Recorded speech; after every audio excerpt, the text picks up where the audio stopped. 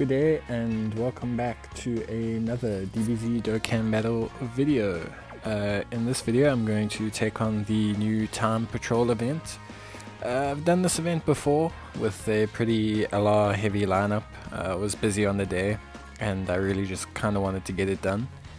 But I thought, let me maybe try and find a lineup that can, work for players who maybe don't have a whole bunch of LRs, that relies on, a couple free-to-play units and everything. And also, I've been working on link leveling my Wicked Bloodlines team, so I thought, well, let me show off some of that hard work.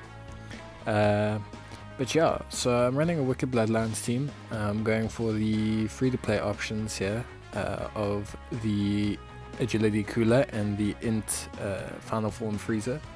I've also got the Int Golden Freezer who you can get with Wish Strips. He easy A's to become a great support for Wicked Bloodlines category allies, well pretty much Wicked Bloodlines category allies. Plus obviously I've got the Final Form Cooler and the First Form Transforming Cooler as a friend. So it's going to be pretty straightforward. Basically these units have all big bad bosses at level 10, so their defenses are pretty high. You'll see them kind of between like the 130 to 180 range depending on support. This cooler does insane damage, by the way, without an easy A yet. He's hitting 2.2s, 2.3s, 2.6s and 2.7s throughout this whole video. But yeah, basically the reason I'm able to get this whole event done is essentially just because of the big bad bosses link between all of these units. So it is a little bit of a grind to get all these units up to big bad bosses, but even as a free-to-play player, I would say it's not too bad. It'll take you a couple days, maybe a week or two, depends on obviously how hard you're going to go at it for the grind. In this turn here, Freezer isn't able to get the big bad bosses link. This Final Form Freezer free to play and this Agility Cooler don't share the link, so this turn's not really going to go down too great. I tried to put Cooler in the first slot because I thought, well, he might additional and everything. He does not. He ends up face tanking a super and almost killing me immediately, which is obviously very good. Ideally you'd want to get supers with Final Form transforming, or with Transforming Freezer every single turn. The main philosophy behind it being that obviously he loses defense technically every turn he transforms, but his super attack makes up for that defensive loss and his heal gets stronger. So essentially he should be as good defensively in his first turn as he is in his fifth turn if you're getting supers every turn. Obviously I build additional on him because I want his defense to actually go up, but if you can't manage to get a couple additionals or anything, at least make sure you can super with him each turn. It keeps him way more viable in the long run. As you can see, this cooler really balls out, this physical copier cooler. I only have 2 dupes in him. I have, I think, 2 dupes in all of these cards. I don't think there's any of them rainbowed barring the free-to-play cards. I know Agility Cooler I have 1 dupe in, and I know that the Int Freezer, I might have Rainbow and Int Freezer. I have to check when the team pops up. But yeah, it's pretty straightforward. This Freezer's great, by the way. His stacking defense really makes him a tank later on, and his support that he gives the rest of the rotation really just helps some of these units. Especially the ones that are gaining defense or just kind of pushing through the motions. Really just gives him a little bit of an extra edge when he's on rotation. Just, that extra defense, that extra attack. In terms of the enemies, we've been through the Supreme Kai Youth Form and the Tech Trunks. The Supreme Kai Youth Form can stop your rotation slightly, and not allow you to switch units, and the Tech Trunks, as far as I know, it doesn't really do much. None of these, they have some special gimmicks here or there. None of them are to the point where I'd say, oh, this is so frustrating, or this is so annoying. There are some evasive units which we'll get to eventually. But the main thing with this Goku is he can't be stunned, and he's quite tanky. As far as I know, that's his only gimmick. There were no issues with any of my units. I wasn't having any of them randomly sealed. I wasn't having any of them unable to switch places or change in the rotation. So yeah, the main thing about this kind of Infinite Dragon Ball history is this one doesn't start off slow like an LGE or anything like that. It basically just stays at this point of, you know, difficulty, this like point of being moderately difficult, and then spikes to being highly difficult and then starts dropping down again. It's kind of more similar to the maybe Goku family or the Vegeta family events, where the middle section's probably where you're going to struggle the most, or let's say like the second third of the fight, rather than the very beginning or the very end. But yeah, this Cooler is a little bit of a, you know, walking tragedy, being a Psy type against a strength type, but at this stage against Goku he's fine with his 130k so defense. Yeah, you'll take 10k here, but we wouldn't die even from a super. And Cooler we're leaving in his base form. Won't transform him for a while, mainly just because the defense buff's gonna help until we start trying to race against the clock. This Frieza now, he's restoring health every turn, which is obviously super helpful. So is the Metal Cooler. I link him and the Frieza simply because of big bad bosses. They don't share like the most links in the world. I don't want to say that Cooler and Frieza are like a legit top class, you know, pairing, but they do very well. They activate enough links. I think they activate 3 or 4 links, and yeah, they bring a lot of healing at the table. And this Cooler's quite sound defensively, and you know, he's pretty good overall. Taking 171k from Physical Vegeta. Physical Vegeta hits quite hard. This Goku all the way up to basically the last fusion, they all just generally start hitting quite hard. But it's mainly off the supers.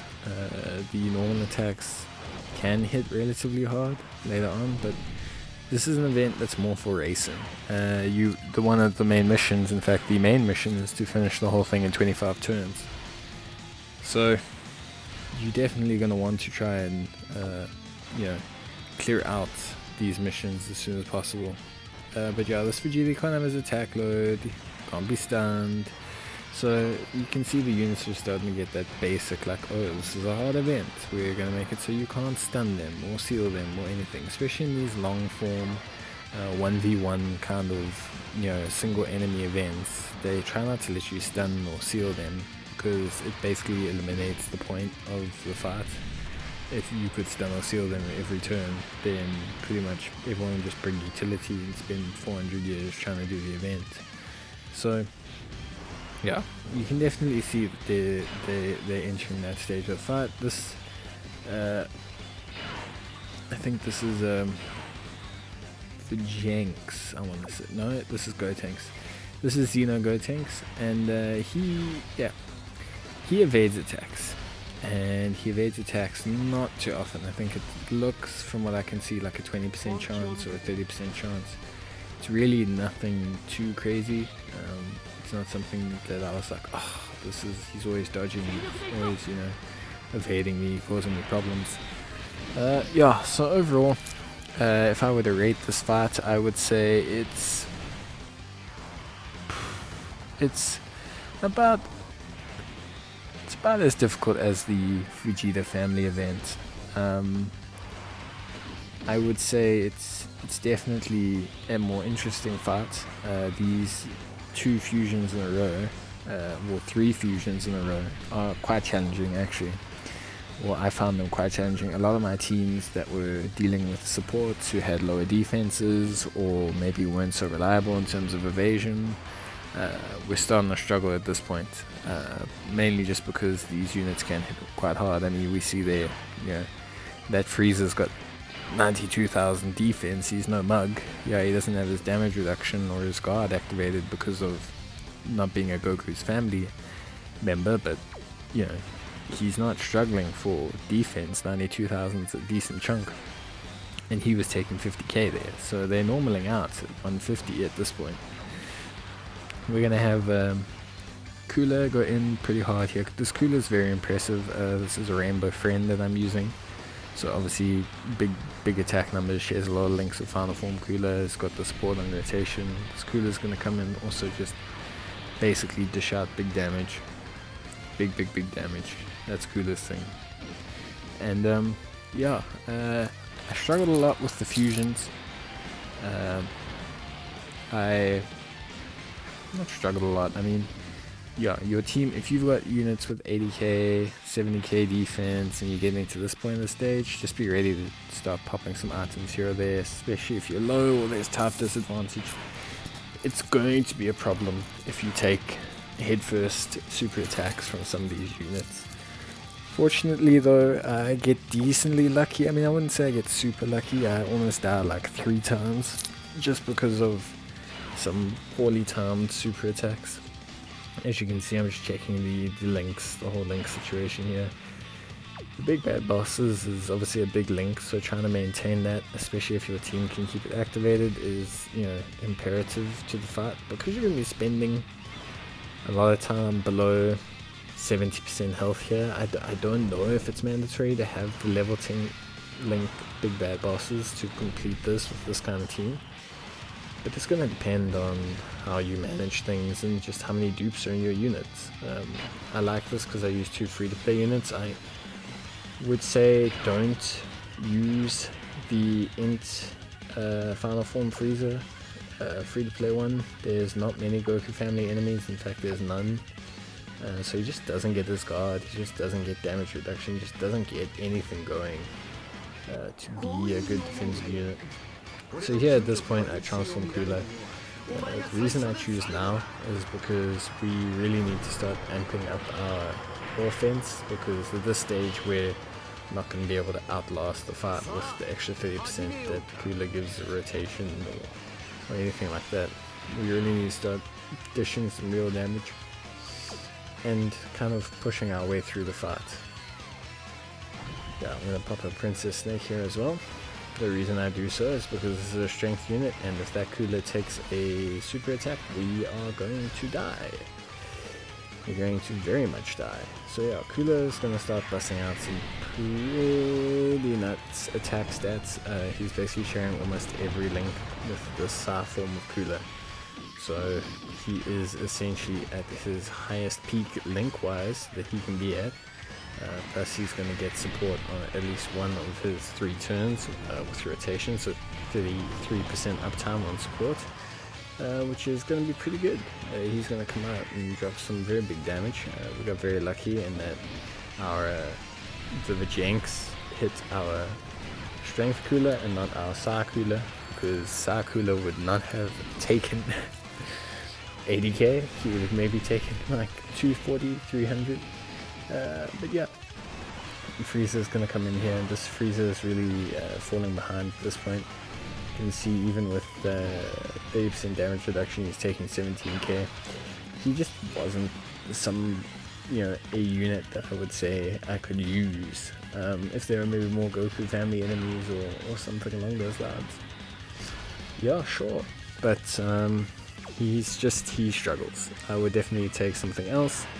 If you have any other kind of Wicked Bloodline enemy, or maybe if you're running double strength Coolers, you can run a transformation boost enemy. Just anything defensively more sound basically would be better, whether it's got damage reduction or its defense sits at about 130. Anything really would be better. Maybe in terms of Wicked Bloodlines, it's so difficult to even say, because yeah, I think this is pretty much all of the top-notch Wicked Bloodlines units, barring, you know, a couple LRs and all that. But yeah, I mean, it's going to depend on you. You could honestly, if you have transforming Cooler, just slide transforming Cooler in, but then you won't be able to have agility Cooler, who I think does pretty well here, especially if you prioritize them more. So yeah, just it's going to depend on what you got in your box and what you can go for. In terms of team builds, it's not gonna, I wouldn't focus on stackers. Stacking is cool, but only if they're going to actually stack a decent amount. This is not the kind of fight where you can spend 40 years playing against UI Goku or against MUI Goku, because you don't have that kind of time, and these units can hit decently hard and they might be able to take out your whole team. So it's definitely something you want to keep an eye on. This is the second to last stage of the fight, and by my estimation is probably the hardest.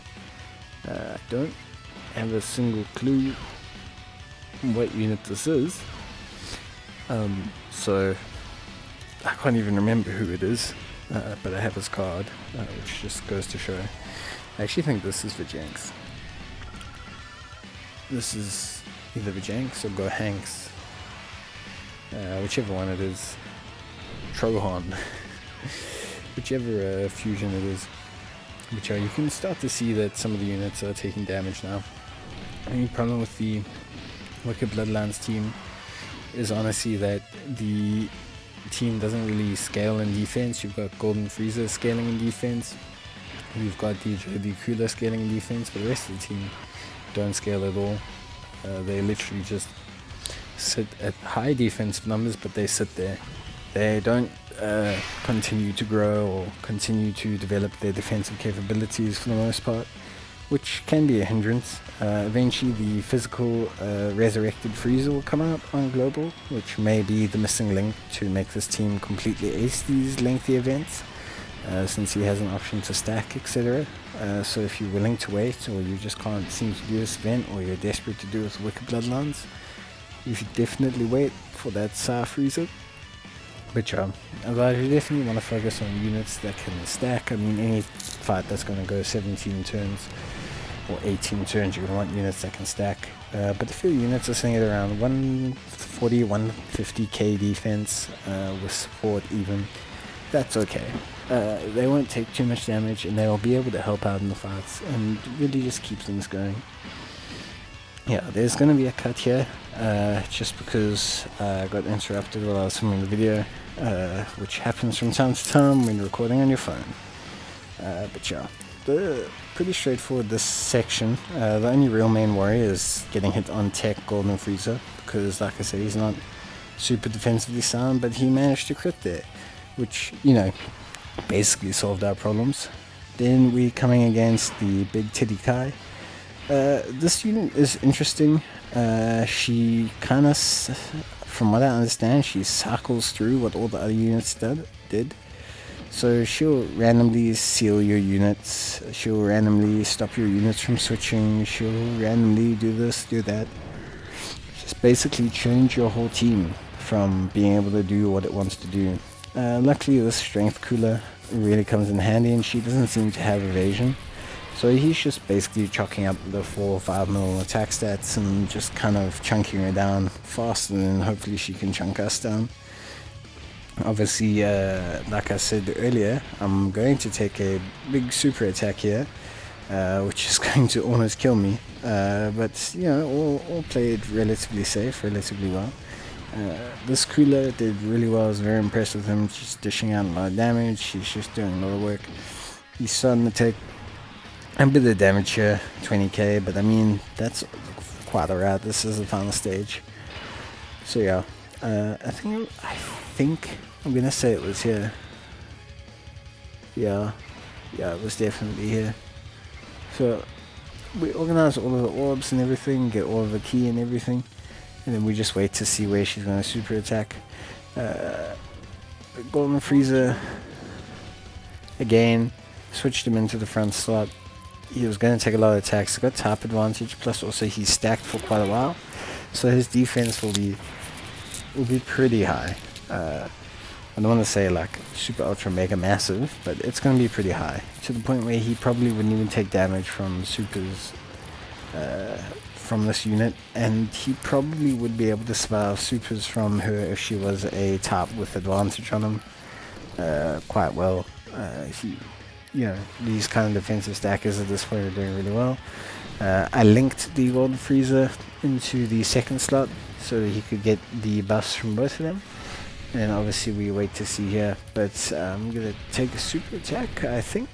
Yeah. Of course, super attacked on the last slot as is designed. He almost dies, takes 390k thousand, and I cucked myself at that point. Job.